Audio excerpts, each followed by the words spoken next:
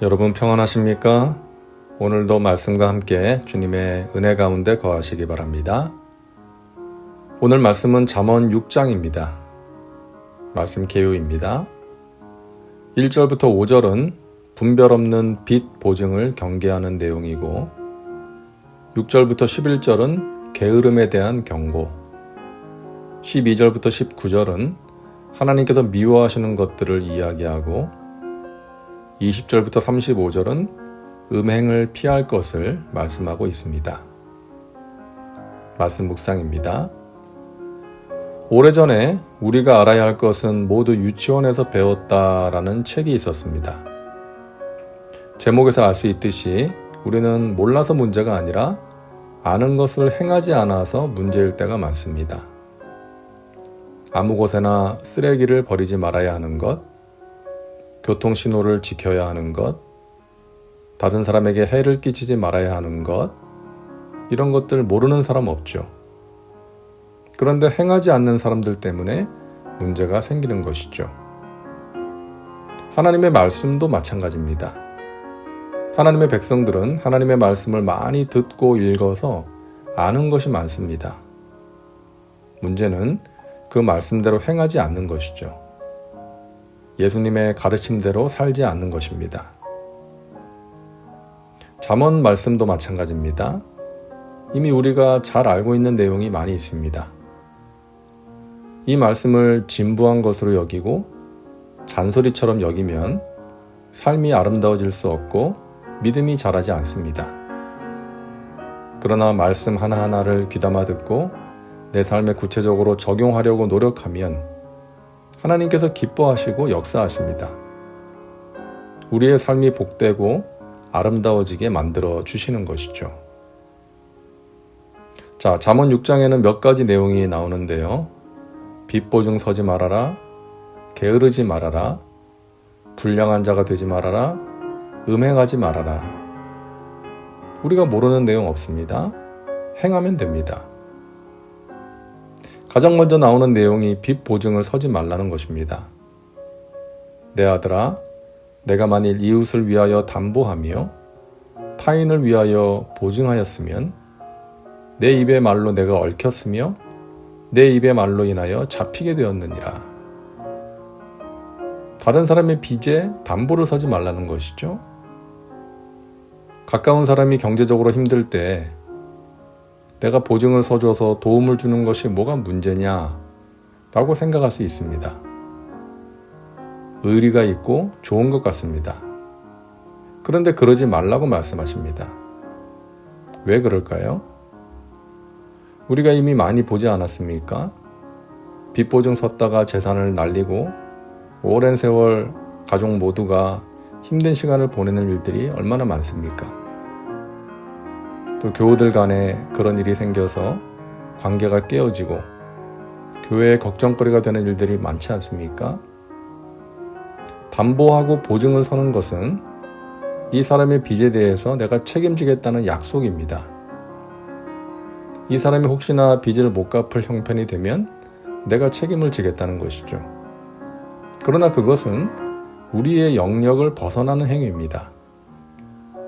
우리는 그 사람의 미래를 책임질 수 없는 사람이기 때문이죠. 내가 지금 가진 범위 안에서 도와주는 것은 좋은 일이지만 내 재산을 담보로 해서 다른 사람의 빚 전체를 보증서는 것은 우리의 능력과 영역을 벗어나는 일이기 때문에 그런 약속을 하지 말라는 것입니다. 빚 보증뿐만이 아니라 가능한 교회 안에서는 금전 거래를 하지 말아야 합니다. 마귀가 틈을 타서 문제가 생길 가능성이 많기 때문입니다. 6절부터는 부지런해야 함을 말씀합니다. 게으른 자여 개미에게 가서 그가 하는 것을 보고 지혜를 얻으라.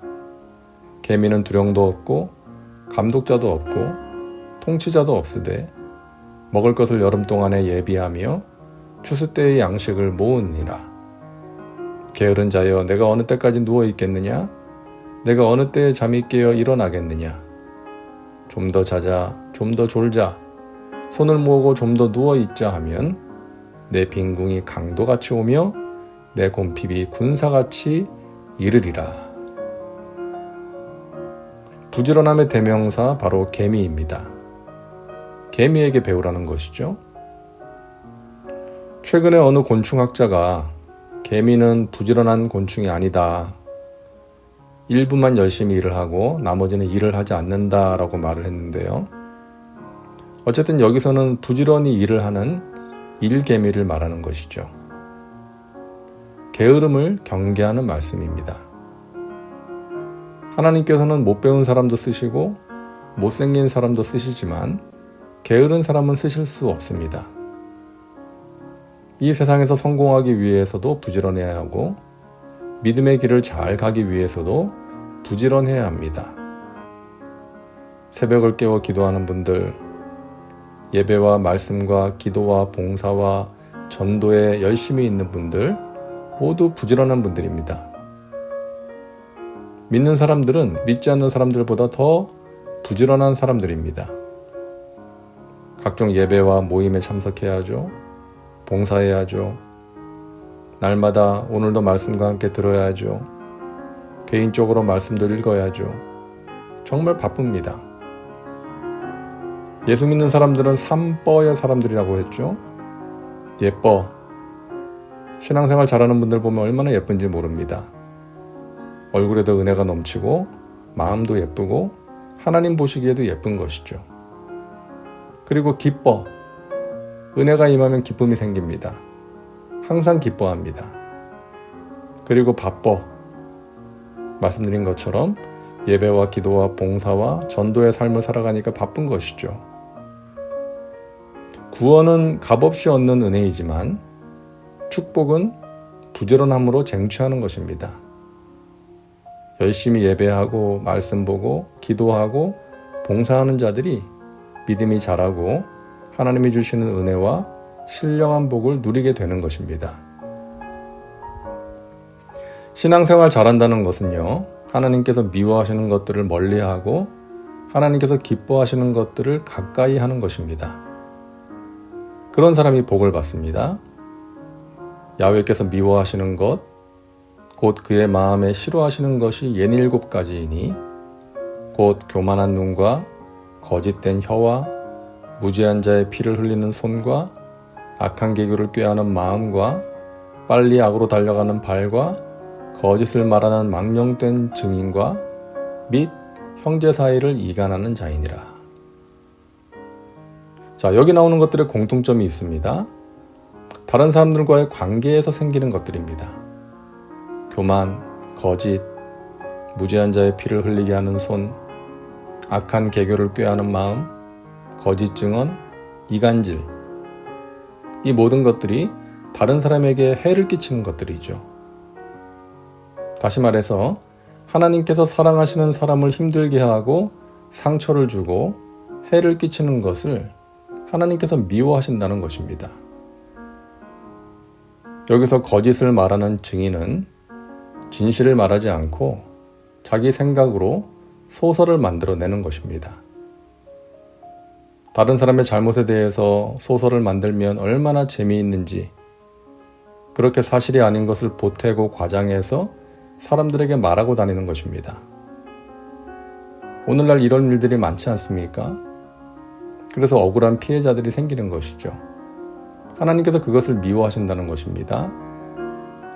그래서 우리도 다른 사람에 대해서 함부로 말하는 것을 조심해야겠습니다. 사랑하는 여러분, 하나님께서 미워하시는 것들을 멀리하고 하나님께서 기뻐하시는 모습으로 살아가시기 바랍니다. 부지런하여 게으르지 말고 항상 주의 일에 더욱 힘쓰시기를 바랍니다.